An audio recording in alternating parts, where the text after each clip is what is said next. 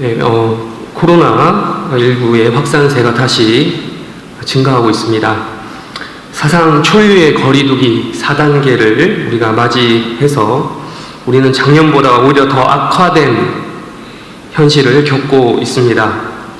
4단계가 발표되기 전에는 비대면 예배를 드려야 하는 상황이 다시 올 수도 있겠다라고 가정을 해본 적은 있지만 실제로 그 상황이 오게 되니까요. 참 닥쳐보니까 참 앞이 캄캄했습니다. 게다가 우리 입장에서 말씀드리자면 여름이 막 시작되는 시점이라서 더더욱 그런 것 같습니다.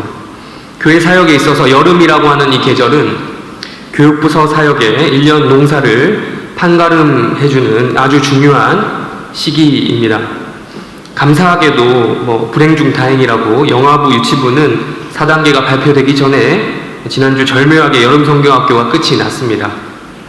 그럼에도 아직 아동, 청소년, 청년부 등 나머지 교육부서의 여름 사역은 시작하지도 못했습니다. 한창 여름 사역을 준비하는 이 시점에 모든 것을 멈추고 다시 생각해야 되는 상황을 맞이한 것이죠.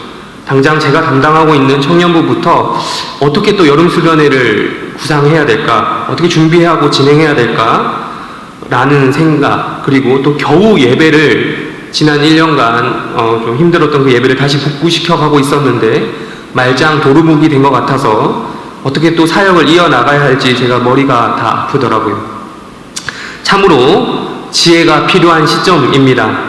또한 우리 일상에서도 많은 변화가, 그리고 또 급격한 변화가 일어나고 있어서 우리의 삶만 돌아본다 하더라도 어떤 방식으로 우리가 살아가야 할지에도 지혜가 필요한 시점이다라고 할 수 있겠습니다.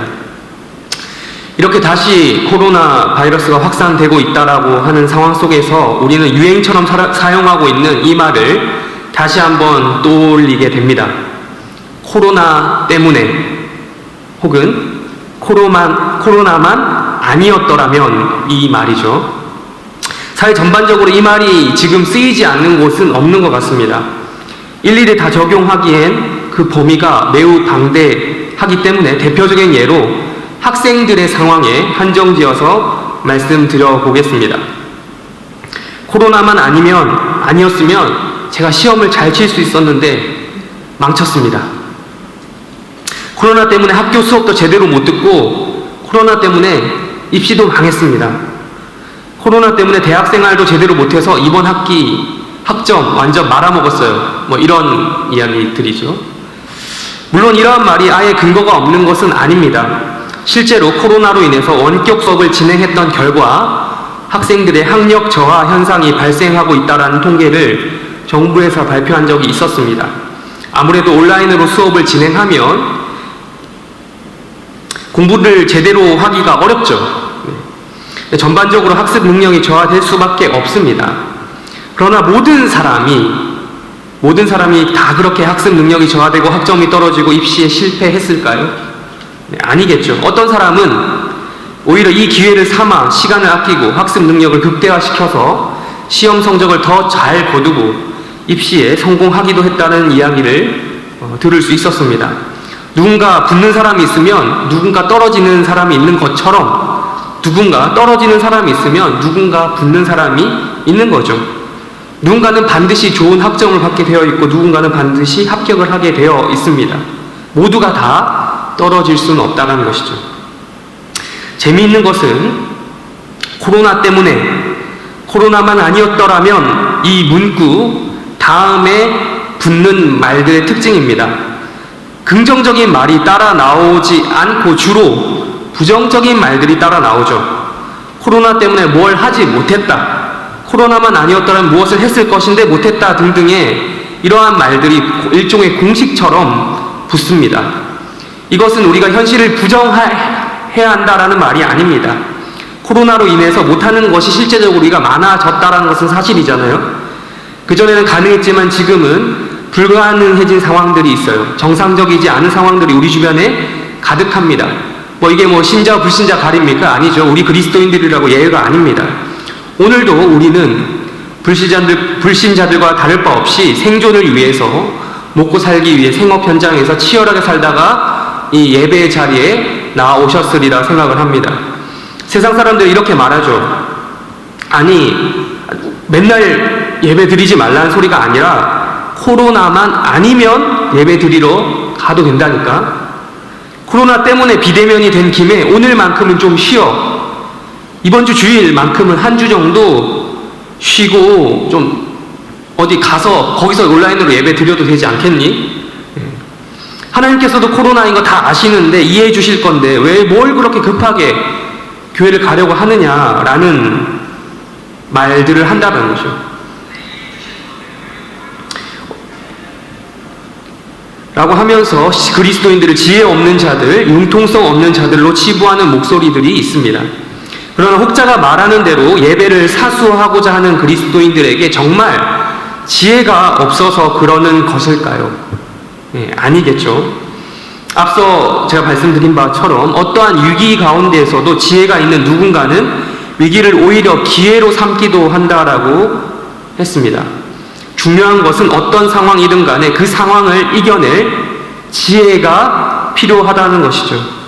그래서 우리는 다시금 돌아온 이 상황을 누구보다도 안타까워하면서도 각자의 자리에서 지혜를 찾아야 할 것입니다. 그런 의미에서 우리가 말씀을 통해서 그 답을 찾고자 합니다.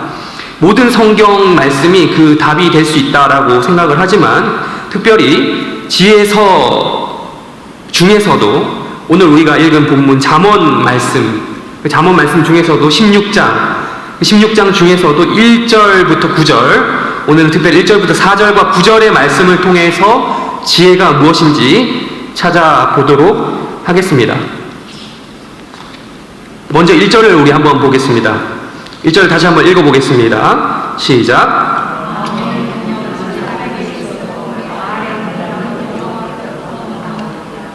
네, 마음의 경영, 즉 마음의 계획이죠. 계획. 이 계획은 사람에게 있어도 말의 응답은 누구로부터 나온다고요? 여호와 하나님께로부터 온다라는 것이죠. 여러분, 사람이라면 누구나 계획은 합니다. 계획을 세우지 않는 사람은 없습니다. 인간은 자유로운 존재로 지음을 받았죠. 계획을 세울 수 있다는 것은 자유의지가 있다는 것입니다. 그러나 사람이 마음먹은 대로 계획대로 다 되지 않는다는 게 문제예요. 멀리 갈 필요도 없죠. 자기 자신을 돌아보면 되죠. 얼마나 자기가 계획한 대로 모든 일이 돌아가고 있습니까? 계획의 절반만 실행이 되어도 우리는 참 대단한 삶을 살고 있을 것입니다. 그만큼 우리의 계획은 실현되기 어렵습니다. 마음의 계획은 사람에게 있지만 그 계획이 실현되고 말고는 전적으로 하나님께 달려있다는 것입니다. 인간은 자유롭게 계획을 세우고 그 계획이 실현되기 위해서 노력하고 애쓰지만 결국 모든 일은 세상 만사 가운데 역사하시는 하나님의 주권에 달려있다 라는 것이 바로 우리 그리스도인들이 고백하고 인정하는 원리입니다. 이어서 2절을 우리 한번 읽어보시겠습니다. 2절 읽겠습니다. 시작.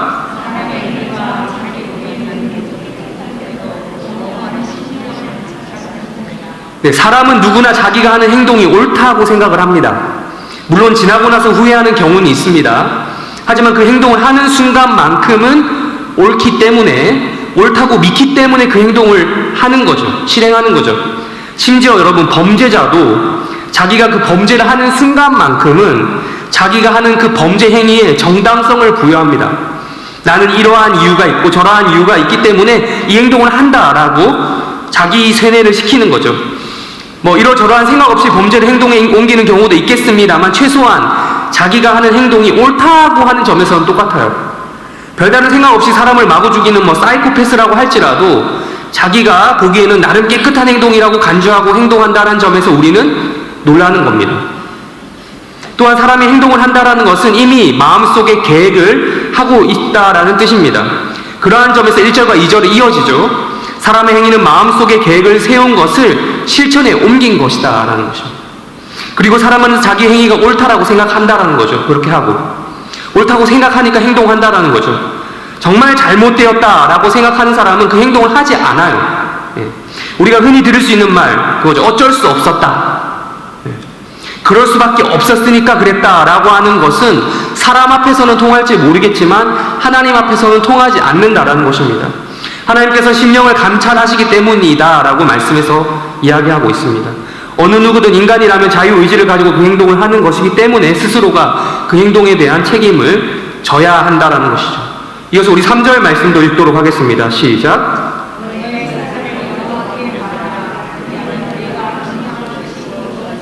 네, 그러니 너의 행사, 너의 행동을 너라는 인간이 가지고 있는 자유를 가지고 선택할 수 있는 부분을 누구에게 맡기라는 것입니까? 예, 여호와 하나님께 맡기라는 것이죠. 앞서 인간이 계획을 세울 수 있다는 것은 인간이 자유의지를 가지고 있다는 가장 강력한 증거라고 말씀드린 것처럼 인간이 행동한다는 것 또한 인간이 자유의지를 가지고 있다는 강력한 증거입니다. 인간은 자유의지를 가지고 결정하고요, 행동합니다. 그런데 그 행사를 누구에게 맡기라는 것입니까? 네, 하나님께 맡기라는 거예요. 그러면 너가 당신이 경영하는 것, 즉 당신이 계획하는 것이 이루어질 것이다 라는 것이에요. 성경도 하나님의 형상을 닮은 존재로 창조된 인간이 하나님만큼은 아니지만 어느 정도 자유로운 존재로 창조되었다는 것을 인정합니다. 그 자유를 가지고 인간은 인간 마음대로 살 수도 있습니다. 네, 있겠지만 성경은 우리의 인간의 인간됨을 바로 여기서 찾도록 하는 것이죠. 그 자유를 가지고 어떻게 해야 된다는 것입니까? 기쁜 마음으로 하나님의 주권을 인정하고 맡겨드리는 것이죠. 그것이 지혜라고 하는 것입니다. 하나님께 맡겨드리는 사람은 하나님께서 그가 계획하는 것을 이루어 주신다라는 말씀을 하고 있습니다. 우리 4절도 읽도록 하겠습니다. 4절 읽겠습니다. 시작.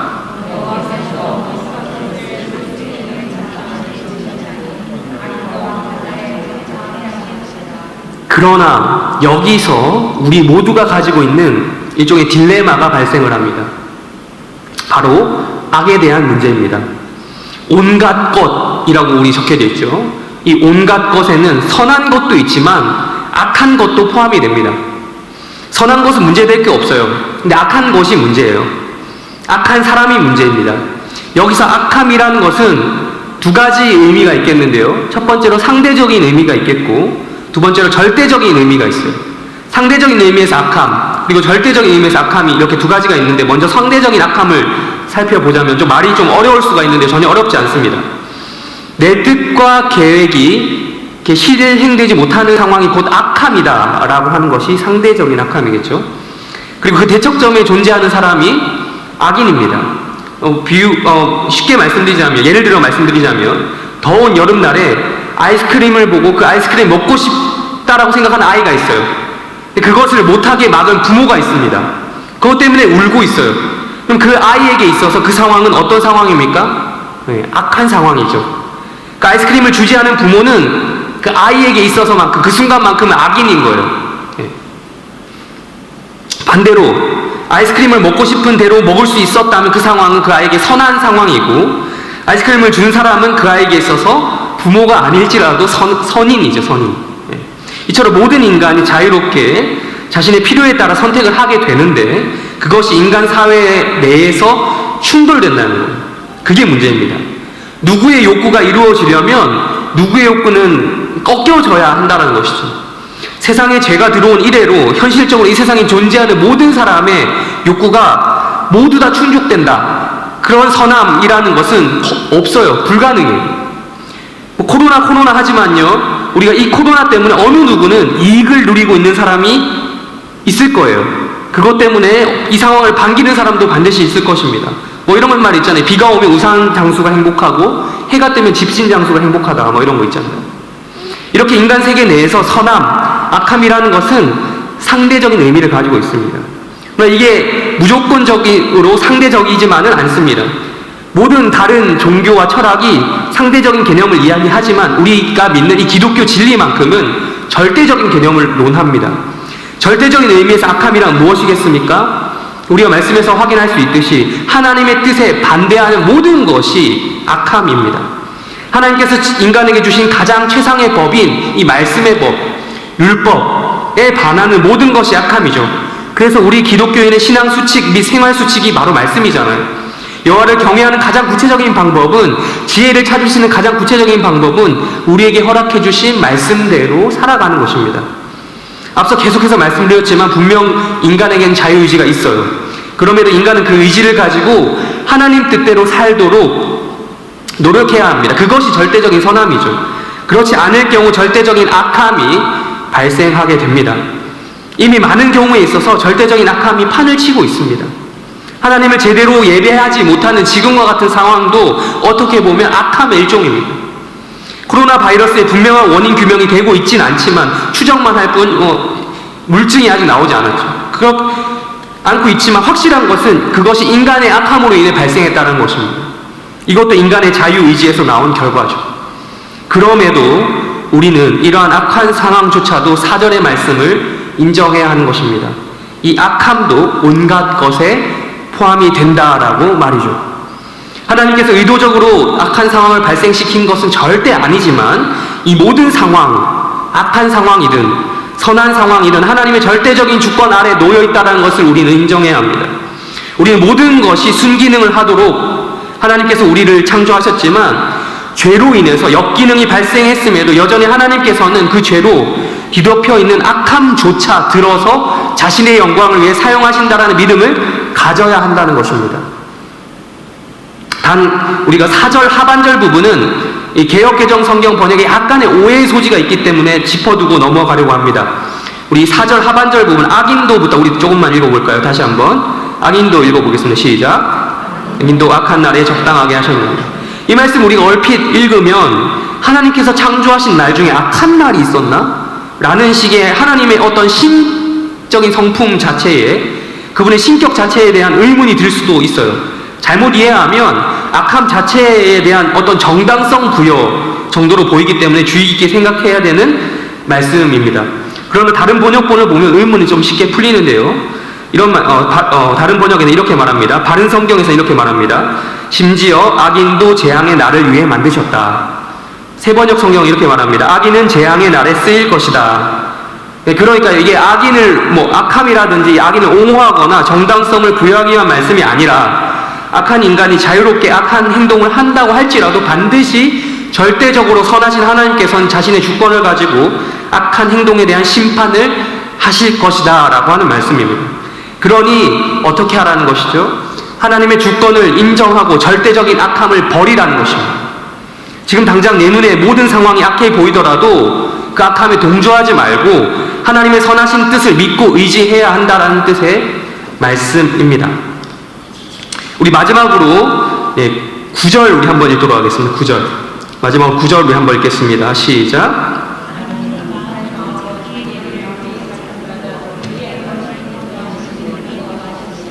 정말 유명한 말씀 아닙니까? 이 말씀을 암송하시는 분들도 많으시리라 생각을 합니다. 그런데 이 9절 말씀은 사실상 1절의 반복이다라고 할 수 있어요. 개인적으로 1절과 9절이 나머지 2절과 8절을 둘러싸고 있는 구조처럼 저는 보였어요. 샌드위치 구조라고 신학적으로 전혀 근거 없는 건 아니지만 검증받은 적이 없어서 확신이 들진 않는데요. 아무튼 1절부터 9절까지 시종일관 어떤 주제가 흐르고 있는 것을 말씀을 통해서 발견할 수 있었습니다. 무엇입니까? 1절과 9절에 그 주제가 나와 있죠. 사람이 마음으로 자기의 길을 계획할지라도 그 걸음을 인도하시는 분은 누구라는 것입니까? 여호와 하나님이시다라는 거죠. 네, 그렇습니다. 아무리 인간이 자신의 자유의지를 가지고 행동한다고 해도 하나님의 주권적인 역사가 함께하지 않으면 아무런 의미가 없다라는 것입니다. 그 발걸음을, 그 계획을 구체적으로 함께 하셔야 한다라는 것이죠. 악한 경우가 실행되는 것처럼 보일지라도 반드시 그 악함은 언젠가는 하나님에 의해서 벌을 받게 된다는 것입니다. 단지 지금 당장 우리의 눈에 안 보일 뿐입니다. 그러니 여호와를 경외하는 마음을 가지고 우리가 가지고 있는, 우리 인간이 가지고 있는 자유의지를 선하게 사용할 수 있도록 기도해야 하며 또한 그것을 가지고 실행을 해야 되는 것입니다. 인간의 계획보다 훨씬 더 크신 하나님의 주권적인 계획 가운데 이루어지는 섭리와 그분의 역사를 더욱더 기대해야 한다는 것입니다. 말씀을 정리하겠습니다. 역사에 만약이란 없다라고 하는 유명한 문구가 있습니다. 최근에 제가 1970년대에 만들어진 명작 영화 워털루라고 하는 영화의 하이라이트를 보게 되었습니다. 나폴레옹에 대한 이야기인데요. 한번 폐위되었다가 다시 복귀해서 복귀한 나폴레옹이 영국과 프로이센의 연합군하고 다시 한번 마지막으로 최후의 전투를 벌여서 결정적으로 패배를 당하는 그 전투, 워털루 전투라고 유명한 전투가 있습니다. 그 전투의 씬을 묘사한 영화입니다. 하이라이트만 보기는 했지만 참 잘 만들었다라는 생각이 들었어요. 1970년대 영화인데요. 그때는 뭐 컴퓨터 그래픽 같은 게 없었어요. 순전히 그냥 그때 당시 인력을 사용해서 만들었던 거죠. 이 전투에서 나폴레옹은 다시 한번 패배하고 더 이상 재기가 불가능해서 완전히 힘을 잃습니다. 그런데 이 전쟁에서 나폴레옹이 끝발도 안 되면서 승산이 없는데 오기로만 덤볐다라고 생각하면 안 됩니다. 이 사람은 여러분 다들 잘 아시겠지만 이 천재입니다. 전략과 전술, 전쟁의 신이었습니다. 다 계산을 해보고 전쟁을 시작했던 거죠. 그런데 이때 당시 여러 가지 악재가 나폴레옹에게 덮쳤습니다. 3가지 이유가 있는데요. 첫 번째, 예상치 못한 비가 내려서 나폴레옹이 원하던 시간에 전쟁을 시작할 수 없었어요. 두 번째, 자신이 기다리던 지원군이 오지 않았어요. 세 번째, 지휘를 본인이 직접 하던 본인이 직접 하는 나폴레옹이 치질을 앓고 있었는데 치질이 악화돼서 그 순간 악화돼서 잠깐 지휘봉을 내려놓고 휴식을 하고 있었어요. 근데 그 사이에 중요한 병력들을 다 잃어버립니다. 만약에 이런 말이 있더라고요. 만약 이 3가지 중에 한 가지만 나폴레옹에게 유리하게 작용했다면 이 워털루 전투에서만큼은 이겼을 것이다 라고 하는 의견이 있더라고요. 그러나 어디까지 그것은 무엇입니까? 만약입니다. 가정일 뿐이죠. 계획일 뿐입니다. 인간의 계획일 뿐이에요. 역사에는 무엇이 없다라고 했습니까? 만약은 없습니다. 이런 식으로 생각하면 한도 끝도 없이 상상력에 기초한 많은 생각들을 우리는 할 수 있습니다. 우리가 다시금 맞이한 지금 상황입니다. 코로나 때문에 거리두기 4단계 상황이 벌어졌습니다. 마찬가지죠. 우리는 끊임없이 만약에 이랬다면 이란 생각에 사로잡히기가 쉬워요. 코로나 때문에 이것도 안 돼, 저것도 안 돼.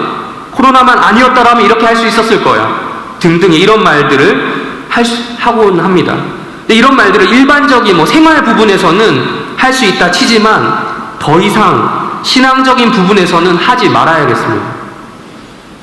그렇기 때문에 우리는 이 상황을 이겨낼 지혜가 필요한 것입니다. 오늘 말씀에서 살펴봤듯이 여호와 하나님을 경외하는 것이고 그분의 경외함으로 얻는 지혜를 가지는 것입니다. 어떠한 상황에도 대처할 수 있는 기본적인 태도를 갖추어야 한다는 것이죠. 그리고 우리의 모든 생각과 계획, 우리 인간이 자유의지를 가지고 어떠한 계획을 세울지라도 반드시 여호와 하나님을 경외하는 마음을 가지고 그분의 뜻이 더욱더 크심을 알고 인정하며 그분께 맡겨드리는 것이죠. 그것이 하나님께서 오늘 이 잠언 말씀을 통해서 우리에게 하시고자 하는 말씀이 아닌가 합니다. 역사에 만약이란 없으며 이 모든 역사를 하나님께서 자신의 계획과 의지에 따라 지금도 이 순간 가운데 섭리로 역사하실 것을 우리가 믿음으로 나아가는 해림교회 성도들이 되시기를 바랍니다.